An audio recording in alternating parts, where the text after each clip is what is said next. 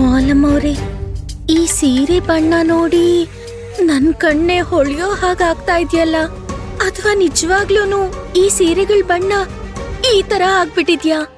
ಚಂದ, ನನ್ ರೂಮಲ್ಲಿ ಒಂದು ದೊಡ್ಡ ಬೀಗ ಬಿದ್ದಿದೆ, ಅದನ್ ತಗೊಂಡ್ ಬಾ.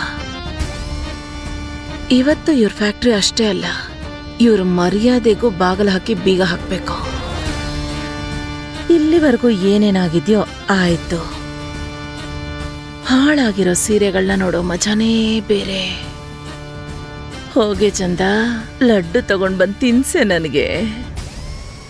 ಮಿಸ್ಟರ್ ಗಗನ್, ಐವರಿ ಮತ್ತೆ ವೈಟ್ ಅಂತ ಮಾತಾಡಿದ್ವಿ. What's this? ಏನಿದು? ಮ್ಯಾಮ್, ಅದು ದಯವಿಟ್ಟು ಕ್ಷಮಿಸಿ.